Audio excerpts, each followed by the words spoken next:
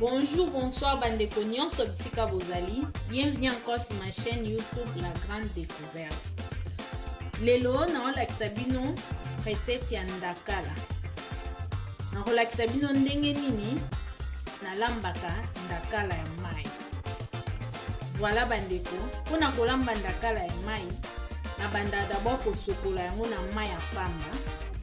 Après, na sokola yango susu na mai ya citron. Pona kolongola sola zei. Voilà, pona kobanda. Na kobanda d'abord kokata citron nanga. Na kotia kaka ndambu oyo.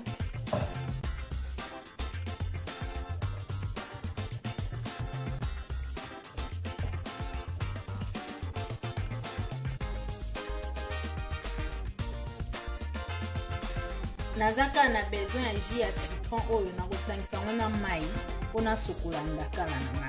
Na kosalela eau tiède te, pourquoi parce que ndakala ezalaka pete. Puis na tie eau tiède ekoki mpe kopanza yango. Yango nasalelaka citron pona sokola yango na citron pona kolongola yango sola zei.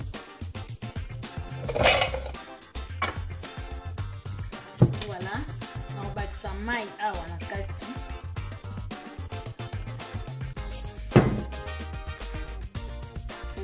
Yango na kati ya ndakala nanga.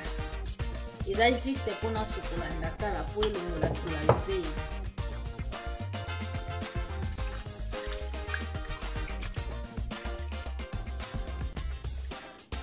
Voilà. Na siso sokola ndakala nanga, siko na koasebone yango kaka na biloko mibale. Na otia black pepper.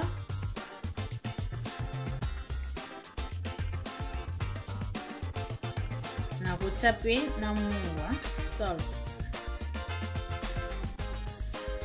Voilà. Na mixe yango moke po ekota muwa.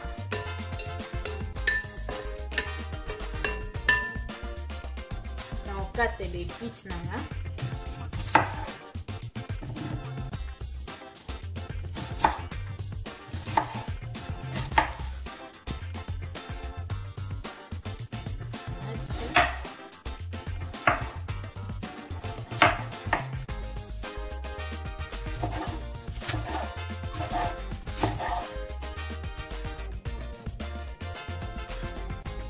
Nakotia huile na moto.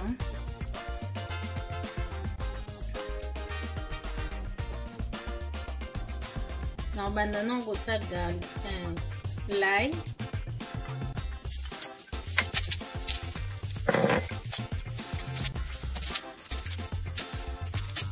Nakotia gingembre.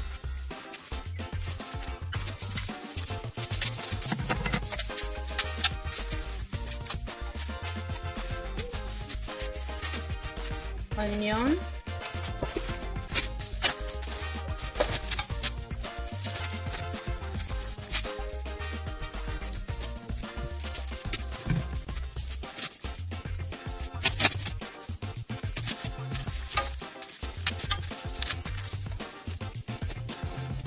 green onion, tomate,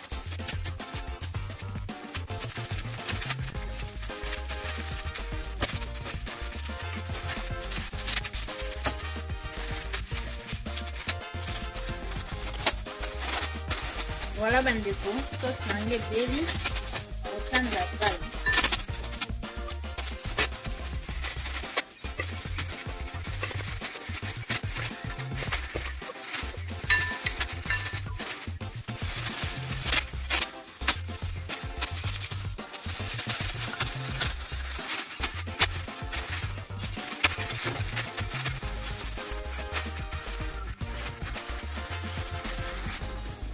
Na pe piment.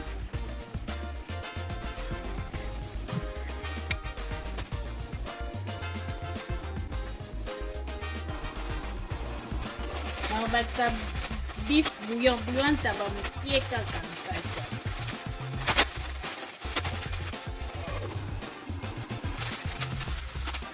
Voilà bandeko, ndakala nanga ebeli.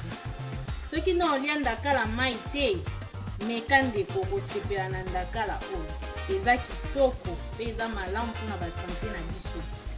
Merci na bandeko nyonso bakozwa occasion kolanda video oyo, et s'il vous plaît bobosana te na kolike kopartage te na bandeko oyo na basabone te bosabone. Ndakala oyo kolia yango na fufu na kwanga na loso mpe okolia sans problème, eza vraiment kitoko na kolia yango. Botala kaka bino monde bozomona yango. Et merci, bisous, bye, à la prochaine.